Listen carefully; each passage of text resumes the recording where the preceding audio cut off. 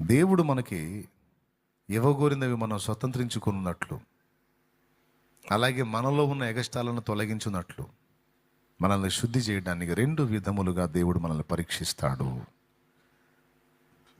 ఒకటి, మనకు ఉన్న వాటిని తొలగించి, అంటే కఠినమైన శ్రమలను మనకు రానిచ్చి, అందులో మన విశ్వాసాన్ని పరీక్షించి, ఆ పరీక్షలో మనం ఉత్తీర్ణమైన తర్వాత రెండంతలుగా దీవిస్తాడు. ఇది ఏబు లైఫ్లో జరిగింది. ఏబులో చాలా చాలా చాలా చాలా ఉన్నవాడు ఏబు. మొత్తం తీసేశాడు. ఆఖరికి ఆయన ఒంట్లో ఉన్న ఆరోగ్యాన్ని కూడా తీసేసి పేషెంట్ని చేశాడు.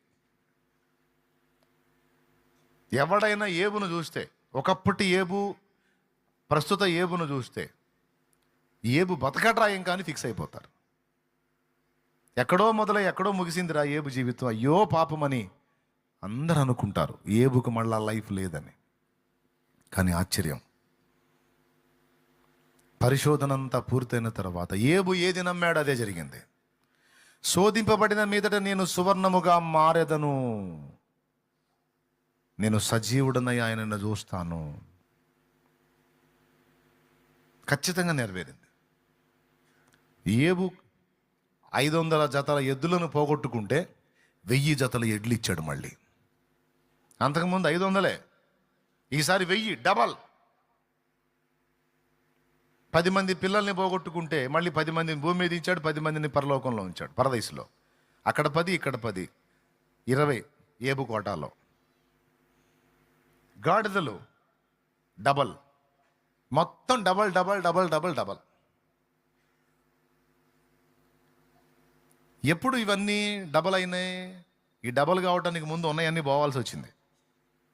కొంతమంది అనుకుంటారు, ఎక్కడో ఒక రేంజ్లో ఉండేవాళ్ళం అన్న, ఇప్పుడు ఇక్కడికి వచ్చాం. ఇప్పుడు ఇక్కడికి వచ్చాం, మరి సంగతి ఏంటంటే ఇంకేముందన్నా, అయిపోయిందన్నా, ఇంకేం లేదన్నా. లేదంటే లేదు. ఏబు ఉదంతం తెలుసుకొని ఉంది అన్నావా, మళ్ళీ స్టార్ట్. రెండంతలు పరిశోధన పూర్తయిన తర్వాత. ఆ పరిశోధనలో ఏబుకు 2 పాఠాలు. ఒకటి విశ్వాస పరీక్ష, రెండవది అతనిలో ఉన్నటువంటి మాలిన్యం ప్రక్షాళన. 2 జరిగినాయి. మూడవది సైతానుగాడి వెధవైపోవటం. ఏబులో కొన్ని లోపాలు ఉన్నాయండి. ఈ శ్రమల చేత ఏబును శుద్ధి చేశాడు. రెండవది, ఏబు విశ్వాస వీరుడని మనందరికీ చూపించాడు. అంటే అంత కఠినమైన శ్రమలో కూడా నన్ను వదిలిపెట్టలేదని. మూడవది, సైతానుగాడు ఎదవైపోయాడు. ఏబుకు వచ్చిన అగచాట్ల వెనక ఈ 3 కారణాలు. ఇంకా బోళ్ళని ఉన్నాయిలే, ముఖ్యంగా 3. ఇప్పుడు దీన్ని ఏమంటారంటే, ఉన్నాయన్నీ తీసేసి శ్రమలను రప్పించి అనుమతించిన శోధన. ఓకేనా? 2 అన్నా, 1 అయిపోయింది. ఇప్పుడు రెండోది చెప్తా. రెండోది ఏంటంటే, లేనివి ఇచ్చి పరిశోధిస్తాడు. అందులో కొన్ని అవకాశాలు ఇస్తాడు. సంపదలు ఇవ్వటమే కాదు, సౌఖ్యం ఇవ్వటమే కాదు, పాపము చేయడానికి అవకాశాలు కూడా ఇస్తాడు. బరి తెగించి అడుగులు వేయటానికి, లోకాన్ని చూసి తప్పటడుగులు వేయటానికి, లోకం నీ ముందుకు వచ్చేటట్టు కూడా చేస్తాడు. ఈ ఒక్క ముక్క మీ మైండ్లో వేయాలని ఆశపడ్డా. ఏం చెప్పాను ఇప్పుడు? రెండోది ఏం చెప్పా చెప్పండి, ఇంకా నేను వెళ్తాను చెప్పండి. కొన్ని ఇచ్చి, అలాగే లోకం నీకు అందుబాటులోకి వచ్చేటట్టు చేసి పరిశోధిస్తాడు. అది కూడా టెస్టే, మనకు తెలియదు అది టెస్ట్ అని.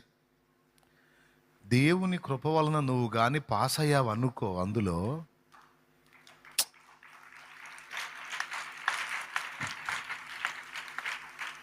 ఇంకా చాలా చేస్తాడు. ఇక నీకు చాలా చెప్తాడు, చాలా చేస్తాడు, అంతే.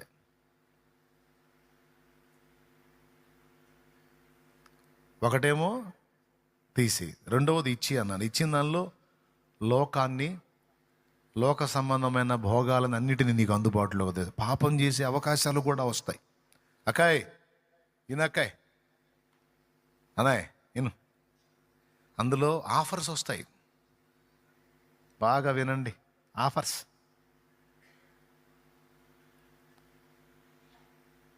నీ కాళ్ళ ముందుకే వస్తాయి, నీకు అందుబాటులోకి వస్తాయి, నిన్ను పలకరిస్తాయి. ఏంటి సంగతని? నువ్వు లోబడకూడదు.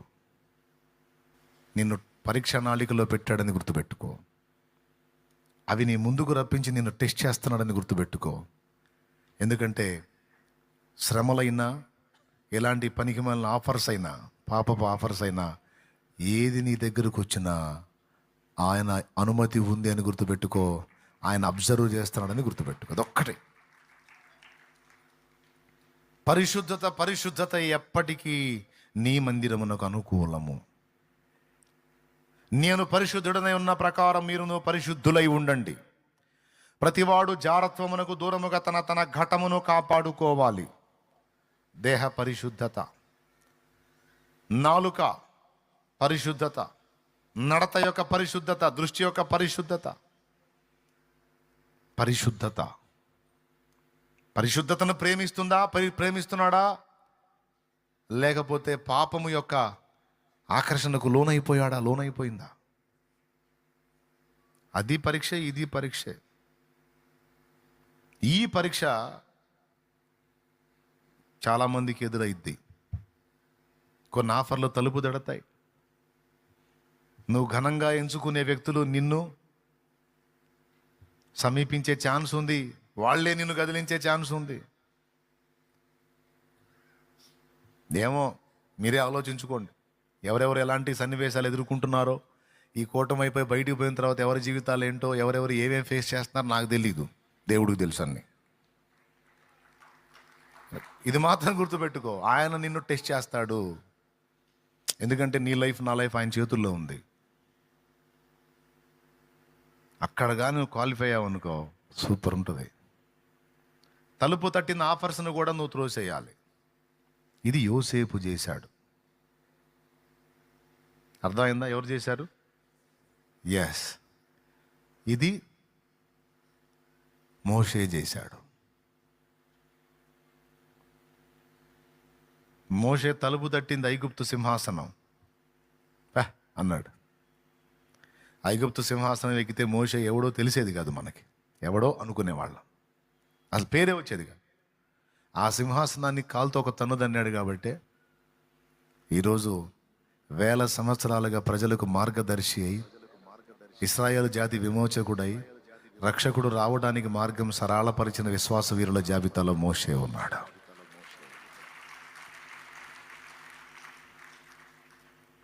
అసలు ఇంకా మళ్ళీ మధ్యలో బెస్ట్ ఆఫర్ ఇచ్చాడు. వీళ్ళందరినీ హతం చేసి నీ నుంచి జనాన్ని రప్పిస్తాను అన్నాడు. ఆ ఆఫర్ని కూడా కాలదండి. నాకొద్దు బ్రో, నాకెందుకు? మా పితరులకు ఏం వాగ్దానం చేసి అది నెరవేర్చు. యోసేపు కూడా ఆఫర్ వచ్చింది.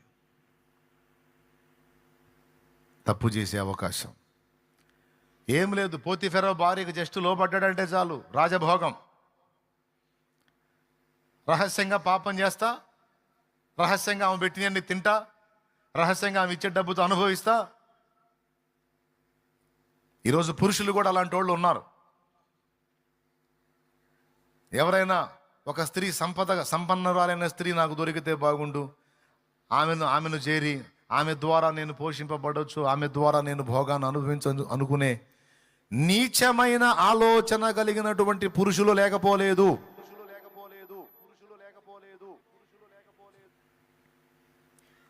స్త్రీలలో కూడా అలాంటి వాళ్ళు లేకపోలేదు. రెండూ తప్పే. అట్లా కోరొద్దు. అలాంటి ఆఫర్ని తలుపు తట్టినా స్వాగతించొద్దు. ఆ ఒక్క చోట యోసేపు బెండ్ కానందుకు ఎంత ప్లస్ అయిందంటే, నెక్స్ట్ స్టెప్ సింహాసనమే. అర్థం చేసుకుంటారా నేను చెప్పే మాట? ప్రలోభానికి లోబడకుండా నిలబడినందుకు కొంతమంది రాజకీయ నాయకులు ఏం చేస్తారు? సింహాసనం కోసం దేవుణ్ణి కూడా పక్కన పెట్టేస్తారు. సింహాసనం కోసం దేవుణ్ణి కూడా పక్కన పెట్టేసి, దేవుణ్ణి, ఎందుకంటే ఇశ్రాయేలీల దేవుడైన యెహోవా రోషము గలవాడు, ఆయన పరాక్రమశాలి, అలాంటి వాడిని ఎరిగుండి కూడా ఆయన్ని కూడా పక్కన పెట్టి చెత్త వ్యవహారాలన్నీ చేస్తారు. దేవుడు పాఠం నేర్పుతాడు. సింహాసనం ఇచ్చేది జనం కాదురా నేను అని. అయినా సిగ్గురాదు కొంతమందికి. దేవునికి స్తోత్రం. అయినా సిగ్గురాదు, మళ్ళా జనాలకి దాసోహం దాసోహం దాసోహం. అదొక ఆఫర్ అన్నమాట. సైతానుగాడు అంటాడుగా, ఒకసారి నా కాళ్ళు మొక్కు, నీకెందుకు, నీకు మొత్తం ఇస్తానని. సైతానుగాడు అంటాడు, ఒకసారి కాళ్ళు మొక్కు, నీకు మొత్తం ఇస్తాయి, లోక భోగాలన్నీ ఇస్తానని. ఇట్లాంటి ఆఫర్లు అన్నమాట. ఎవడికి కావాలి సైతానుగాడు ఆశీర్వాదాలు? సైతానుగాడు ఇచ్చే ఆశీర్వాదాలు శాపాలవి. వాడి దగ్గర ఆశీర్వాదాలు ఏం లేవు. వాడి దగ్గర ఉందంతా శాపం. ఎందుకంటే వాడు శాపగ్రస్తుడు కాబట్టి. వాడు ఇచ్చే కూడా శాపగ్రస్తమైనవి, నాశనకరమైనవే. దేవుడిచ్చే శ్రేష్టమైనవి.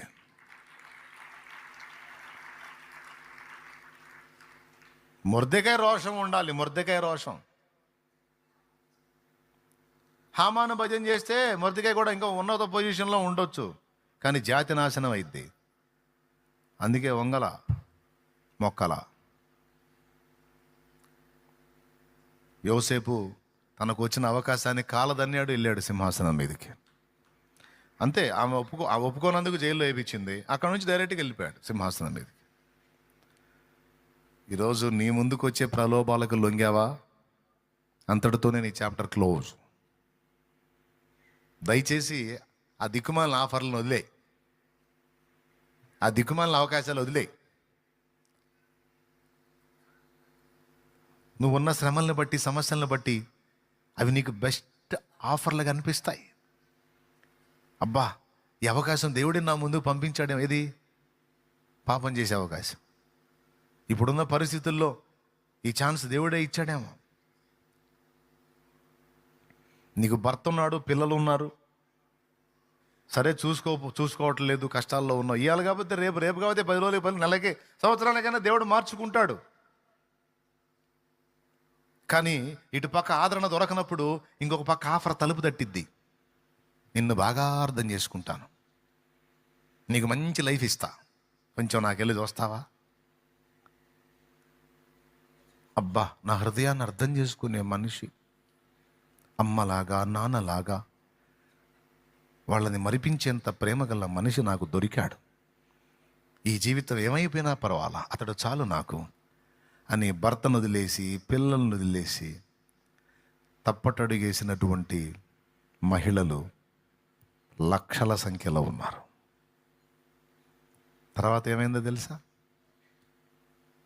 రెంటికి చెడ్డ రేవడిలాగా జీవితాలు సర్వనాశనం చేసుకొని చివరికి శాపగ్రస్తులై నశించారు. కొంతమంది ఆత్మహత్యలు చేసుకొని చచ్చిపోయారు. ఉసురు కదా, భర్తను తీసే, పిల్లలు ఉసురు కదా. ఈ ఉసురు తగిలి మరి ప్రశాంతంగా ఎట్ట సుఖపడతారు చెప్పండి? సాతానుగాడిచ్చే ఆఫర్స్ ఇవి. నువ్వు చాలా శ్రమ పడుతున్నావు, చాలా ఇబ్బంది పడుతున్నావు, చాలా నలిగిపోతున్నావు. వచ్చింది అవకాశం, కానీ ఏముంది, కానీ లోకమంతా అంతే ఉందిలే. కానీ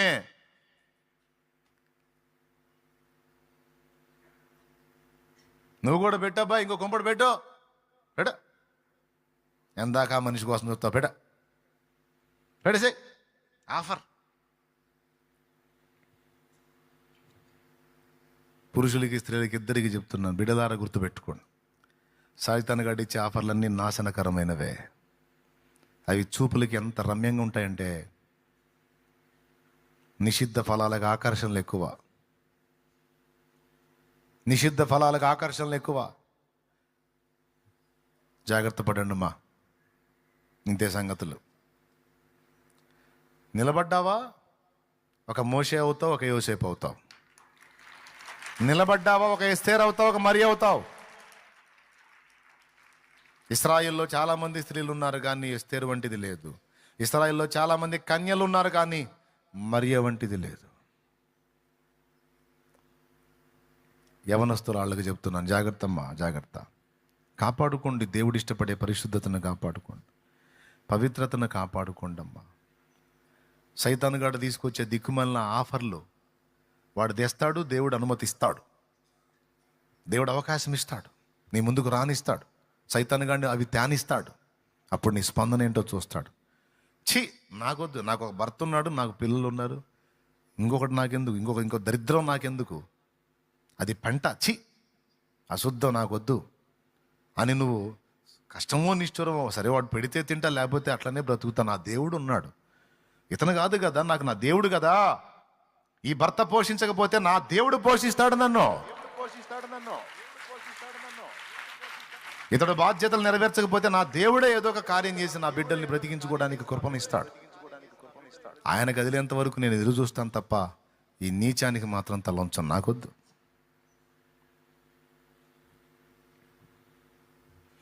నేను ఒకడికి భార్యనని తెలిసి, ఇద్దరు పిల్లలకు తల్లిని, ముగ్గురు పిల్లలకు తల్లిందని తెలిసి, లేదా ఒక బిడ్డకి తల్లిందని తెలిసి వాడు నన్ను ఆశిస్తున్నాడంటే వాడెంత దరిద్రుడో నాకు అర్థం అవట్లా, వాడెంత కకృతోడో నాకు అర్థం కావట్లా, వాడెంత చేదరో నాకు అర్థం కావట్లా.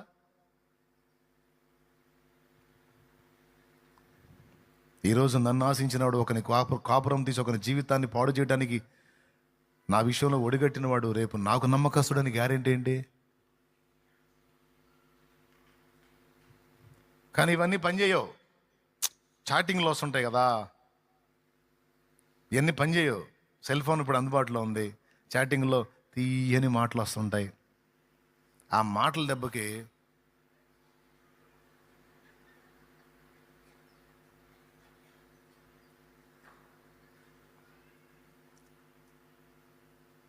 ఆ బిస్కెట్ల దెబ్బకి వాడికి తెలిసి వేసేవాడు బిస్కెట్ వేస్తాడో తెలుసు, వాడికి వాడు వేసేది బిస్కెట్లే, వేసేవాడికి తెలిసాయి. కానీ మనిషికి